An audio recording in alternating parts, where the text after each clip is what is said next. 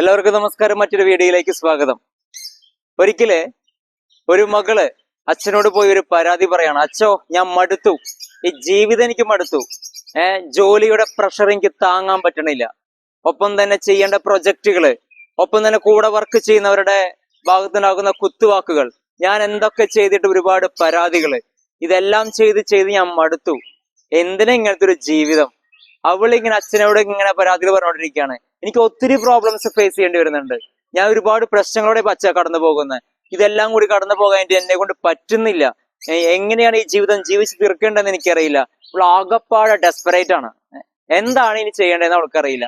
ഉടനെ തന്നെ ഇവളച്ഛൻ ഇവളെയും കൂട്ടി, അച്ഛൻ ഒരു ഷെഫാണ്, പുള്ളിക്കാരൻ പാചകം ചെയ്യുന്ന സ്ഥലത്തേക്ക് ഇവളെയും കൊണ്ടുപോയി. എന്നിട്ട് പറഞ്ഞു, ഒരു കാര്യം ചെയ്ത് നീ എന്റെ കൂടെ കുറച്ചു നേരം ടൈം സ്പെൻഡ് ചെയ്യും. എന്നിട്ട് അച്ഛൻ ഒരു 3 പാത്രം എടുത്തു. ഈ 3 പാത്രം എടുത്തിട്ട് 3 അടുപ്പിലായിട്ട് വെച്ച് തീ കൊളുത്തി. 3 പാത്രത്തിലെ വെള്ളവും പതുക്കെ തിളയ്ക്കാൻ തുടങ്ങി.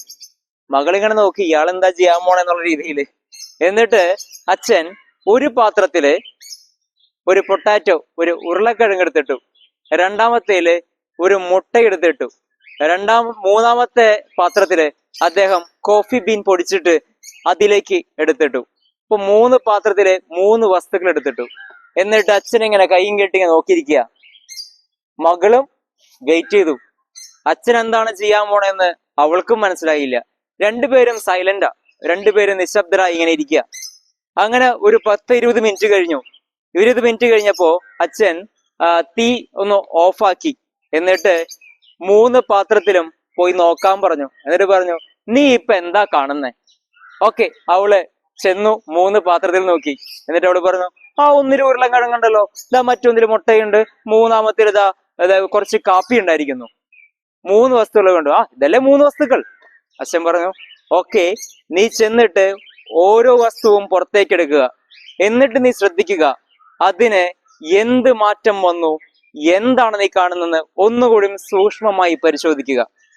ഓക്കെ, അവൾ അച്ഛൻ പറഞ്ഞതനുസരിച്ചു മുന്നോട്ട് ചെന്നു.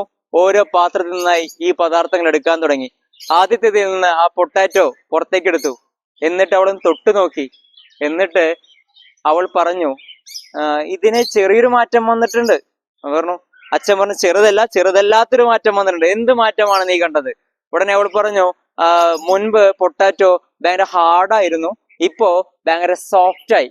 ബോയിൽ ചെയ്തപ്പോ, തിളച്ച വെള്ളത്തിലിട്ടപ്പോ അത് സോഫ്റ്റായി മാറിയിട്ടുണ്ട്. അത് പിന്നെ തൊലിക്ക് എളുപ്പത്തിൽ പൊളിക്കാം, ഉടനെ എളുപ്പത്തിൽ ബ്രേക്ക് ചെയ്യാൻ സാധിക്കും, പൊളിക്കാൻ സാധിക്കും. അത് ഭയങ്കര സോഫ്റ്റായി മാറി എന്ന് പറഞ്ഞു. ഓക്കെ, അച്ഛൻ രണ്ടാമത്തെ പാത്രം നോക്കാൻ പറഞ്ഞു. അവൾ അതിൽ നിന്നും ആ മുട്ട പുറത്തേക്ക് എടുത്തു.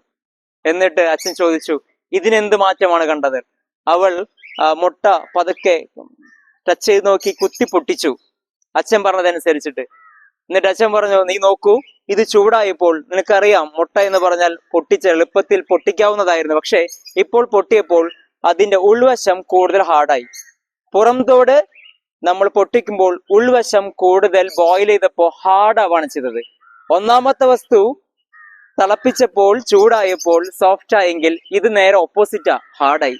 എന്നിട്ട് പറഞ്ഞു, നീ മൂന്നാമത്തിൽ എന്ത് മാറ്റമാ കണ്ടത്?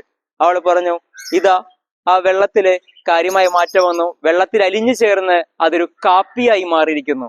അതിന്റെ നല്ല സുഗന്ധം, കാപ്പിയുടെ സുഗന്ധം, അതിന്റെ രുചി അവളൊന്ന് ആസ്വദിച്ചു. എന്നിട്ട് പറഞ്ഞു, ഇതാ ആ വെള്ളം ആകെ മാറിയിരിക്കുന്നു. മറ്റു രണ്ടിലും വെറും വെള്ളമാണെങ്കിൽ ഈ വെള്ളം തന്നെ മാറി അതൊരു കാപ്പിയായി മാറി. ഉടനെ അച്ഛൻ പറഞ്ഞു, ശരിയാ, ഞാൻ 3 പാത്രത്തിലായി വെച്ചത് വെള്ളമായിരുന്നു, വെള്ളമാണ് ബോയിൽ ചെയ്തത്. പക്ഷെ 3ലും ഇട്ട പദാർത്ഥങ്ങൾ 3ഉം ഡിഫറെന്റ് ആയിരുന്നു. ഇട്ട പദാർത്ഥങ്ങൾ അതിനോട് എങ്ങനെ റെസ്പോണ്ട് ചെയ്യുന്നു, പ്രതികരിക്കുന്നു എന്നതിലിരിക്കും അതിന്റെ കാര്യം. നിനക്ക് വേണമെങ്കിൽ ഉരുളൻകിഴങ്ങാകാം, നിനക്ക് വേണമെങ്കിൽ മുട്ടയാകാം, നിനക്ക് വേണമെങ്കിൽ കോഫി ബീൻ ആകാം. അത് നീയാണ് തീരുമാനിക്കേണ്ടത്. അതെ, നീ ഒരു കിഴങ്ങായി മാറിയാൽ പ്രശ്നങ്ങൾ വരുമ്പോൾ, ചൂട് പിടിപ്പിക്കുന്ന മറ്റുള്ള ചുറ്റുപാടുമുള്ള പ്രശ്നങ്ങൾ നിന്നെ അലട്ടുമ്പോൾ ചിലപ്പോ നീ സോഫ്റ്റായി മാറും. ഉൾവെലിഞ്ഞ് ചിലപ്പോ പോകും, സോഫ്റ്റായി മാറും. ചിലപ്പോൾ ഈ പ്രശ്നങ്ങൾ വരുമ്പോൾ നീ ഹാർഡായി മാറും. കടിച്ചാ പൊട്ടാത്ത രീതിയിലേക്ക് ചിലപ്പോൾ നീ മാറാം. നിന്റെ ഹൃദയം, നിന്റെ ചിന്താഗതി എല്ലാം മാറാം. ചിലപ്പോൾ നിന്നെ പ്രശ്നത്തിലേക്ക് നയിച്ച വസ്തുവിനെ, പദാർത്ഥങ്ങളെ, ചുറ്റുപാടുമുള്ളവരെ, സുഹൃത്ത് വലയങ്ങളെ എല്ലാവരെയും മധുരിക്കുന്ന ഒരു കാപ്പിയാക്കിയും നിനക്ക് മാറ്റാം. അതെ, നീ ഓരോ പ്രശ്നത്തോടും എങ്ങനെ പ്രതികരിക്കുന്നു എന്നതിലിരിക്കുന്നു നിന്റെ മഹത്വം.